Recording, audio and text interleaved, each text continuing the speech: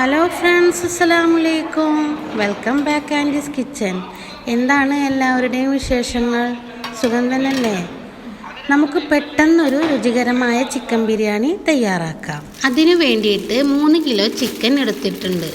ഇത് നല്ലവണ്ണം കഴുകി വൃത്തിയാക്കാം. ബിരിയാണിക്ക് വേണ്ട പീസാക്കിയാണ് ചിക്കൻ കട്ട് ചെയ്തിരിക്കുന്നത്.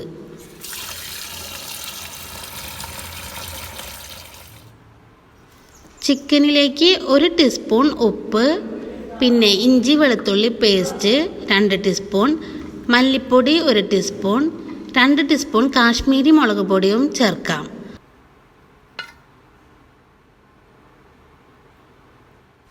കാൽ ടീസ്പൂൺ മഞ്ഞൾപ്പൊടി, 1/4 ടീസ്പൂൺ ഗരം മസാല, കുറച്ച് തൈരും ചേർക്കാം.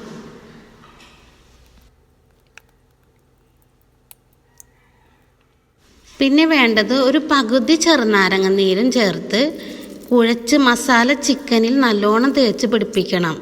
ഇത് ഒരു അരമണിക്കൂർ നമുക്ക് മാറ്റിവെക്കാം.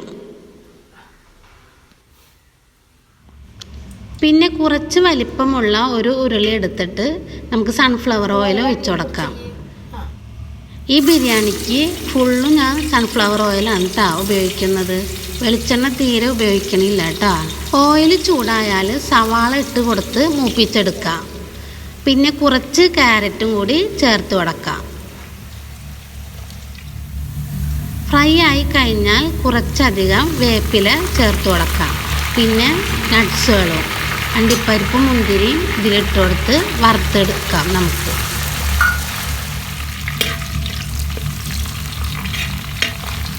ഇത് നമുക്ക് കോരി മാറ്റാട്ടാ. ആ ഉരുളിയിൽ തന്നെ കുറച്ചധികം ഓയിൽ ഒഴിച്ചു കൊടുക്കുക. എന്നിട്ട് മസാല തേച്ച ചിക്കൻ നമുക്ക് ഇതിലേക്ക് ഇട്ട് കൊടുക്കാം.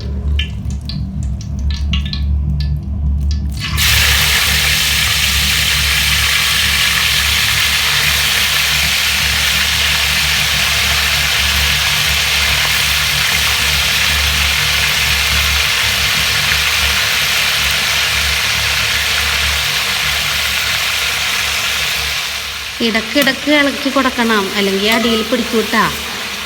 അടുപ്പിലാണ് ഞാൻ ബിരിയാണി ഉണ്ടാക്കുന്നത്.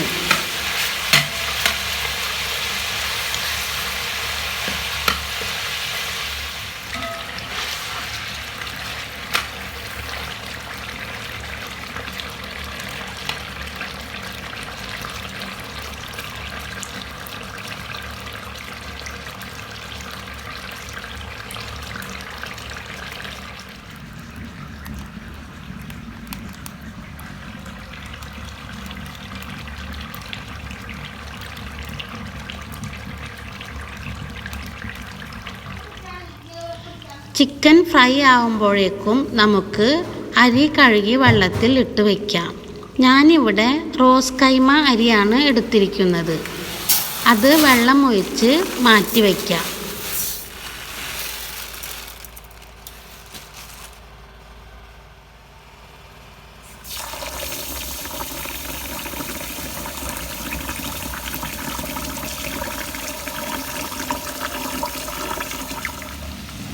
ദാ ഇവിടെ ചിക്കൻ ഫ്രൈ ആയിട്ടുണ്ട്. നമുക്ക് കോരി മാറ്റാം.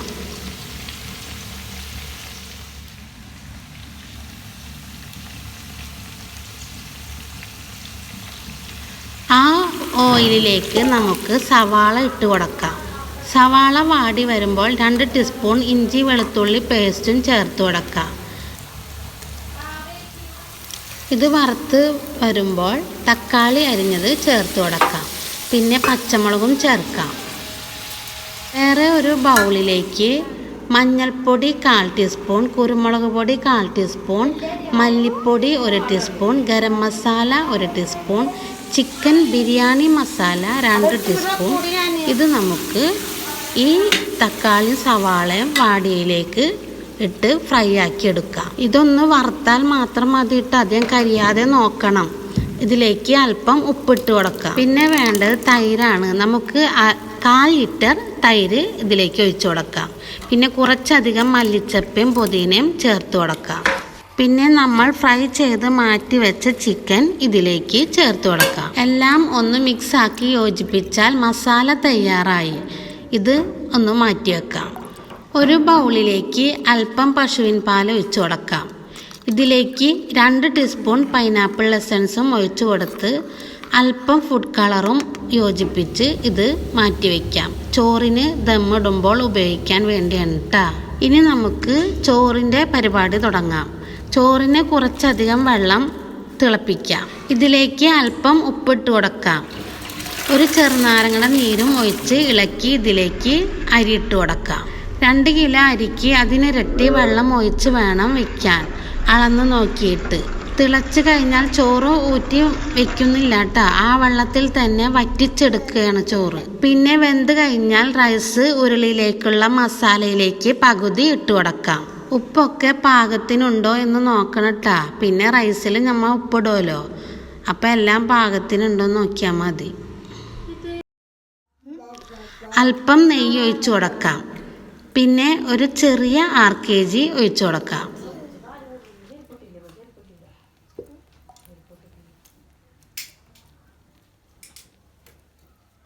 നമുക്ക് വറുത്ത് വെച്ച ഒനിയനും നട്ട്സും ഇതിലേക്ക് ചേർത്ത് കൊടുക്കാം.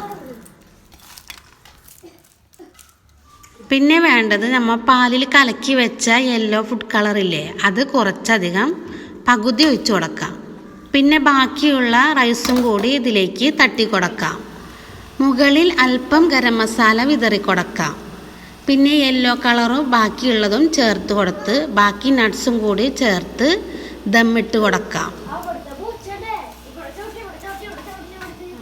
മൂടി വെച്ച് കനലിട്ട് 1 മണിക്കൂർ ദമ്മിട്ട് എടുക്കാം. ബിരിയാണി ഇവിടെ റെഡി ആയിട്ടുണ്ട്. ഇതുപോലെയുള്ള റെസിപ്പിക്ക് ആൻറ്റീസ് കിച്ചൺ സബ്സ്ക്രൈബും ലൈക്കും ഷെയറും ചെയ്യുക. വീഡിയോ സ്കിപ്പ് ആവാതെ കാണണേ. Thank you friends. അസ്സലാമു അലൈക്കും. സൂപ്പർ.